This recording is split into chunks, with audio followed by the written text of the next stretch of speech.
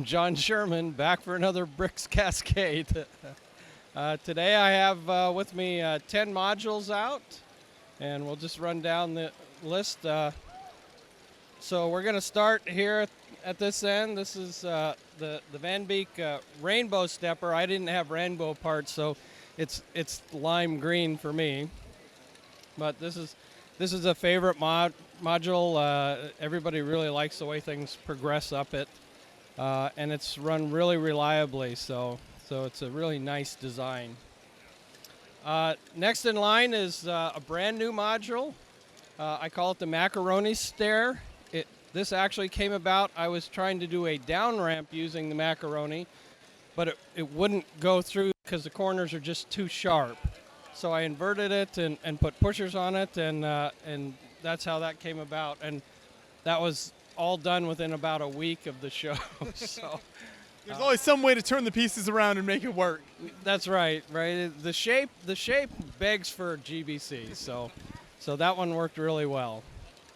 Next in line is what I call Switchback, which is a variation on Van Beek's stepper, where I've taken it and moved it back on itself and to get some more height. It also uses just 32 length axles, which I thought was a weak point of Van Beek's design, that used shorter axles that had kind of weak connections. But his works just as well, and so that's my variation of his. The next module in line there is the Sawyer Scissor lift, which is now going to jam. Did I have to clear?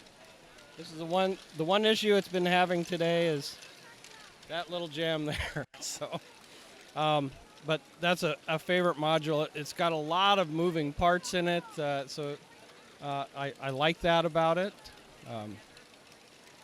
Next in line is Twisted Sister. So it's a simple Archimedes screw. It actually was based on a design by Kevin Mitcham, and I told him I was going to copy it and call it Twisted Sister. So that's the story behind that. But I like the three spirals. Makes good use of the three-prong connector. So that you don't see that very often like that. No, and it works out really nice. And then it uses just regular bricks for the surrounding part. That are just kind of forced into a curve. Next in line is pusher upper. I don't remember whose design that was, but it's one of my favorites because it just slowly moves up and down. And then we get to ball thingy, which is a variation on another module. Someone recently copied this and put their copy on YouTube, and then gave me credit, and the guy I gave credit to. So we've got a good chain there.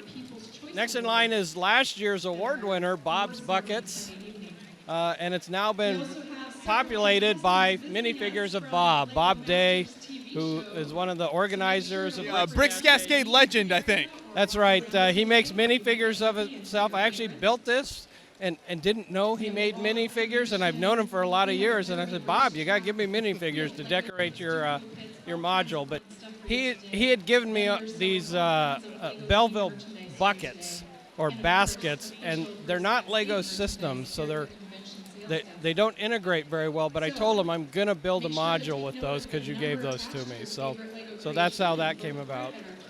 And then we come to the oldest module I have on the table today, always a fan favorite, Escapade. Very simple motion. It's just pleasing to look at. It outputs then down an Akiyuki snake slide into 4-bar, another original design of mine. And it's just a very nice, simple motion.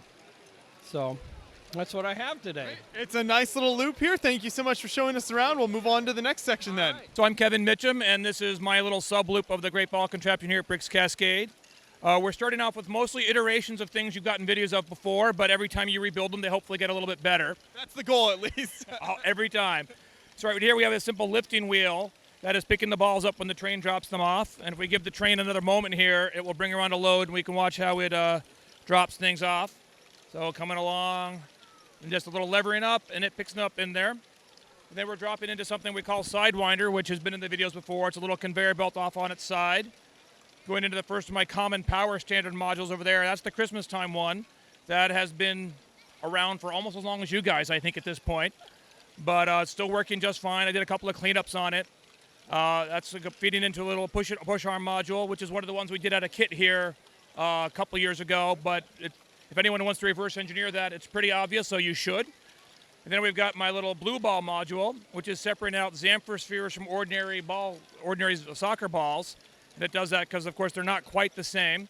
That's been the one troublemaker, this module. It keeps squeezing a ball in right at the off-ramp where he's aiming right now. It can't happen, but, of course, it does. And when it does, everything blocks out. Then we're going down to the next simple conveyor belt, which is also on the common power standards here. And that's about as much decoration I do. I set everything on fire. It's kind of a metaphor for GBC in a lot of ways. Exactly. If you get it's possible you might have a shot underneath the hopper right now is one of the little fire pieces. When the hopper's empty, you can sort of get a shot of it through where the picks up.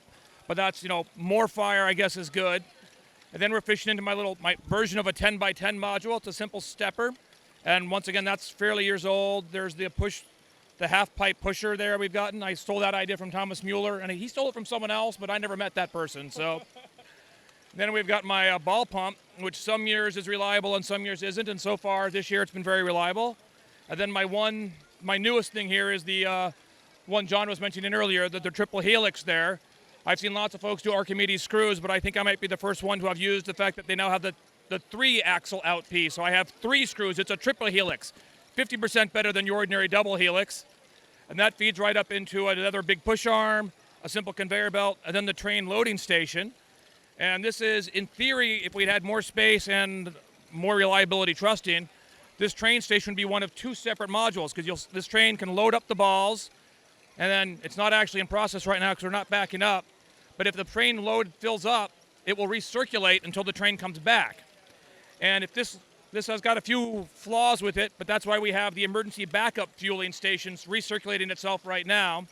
I took it out of this was when the first train station was going a little troublesome this morning. I got the second guy out, but ran it on a test loop, and I'm glad I did because there was a little bit of rebuild going on this morning. So the next guy, this currently in use module, starts acting up. He's just gone. He goes back in the box. We've got a replacement in line. But so as soon as I had the replacement working, it stopped troublesome. So I think they know what's good for them, and they're paying attention. There you go. Always have those backups ready. The first year I learned that you can bring more modules than you sit at the table the first time was a fantastic experience. The fact that, oh no, this module is broken, I don't care, I can replace it, so relaxing. Yes, thank you so much for taking us through the whole loop here. You're quite welcome. It's always fun to see you guys, and we enjoy your videos also.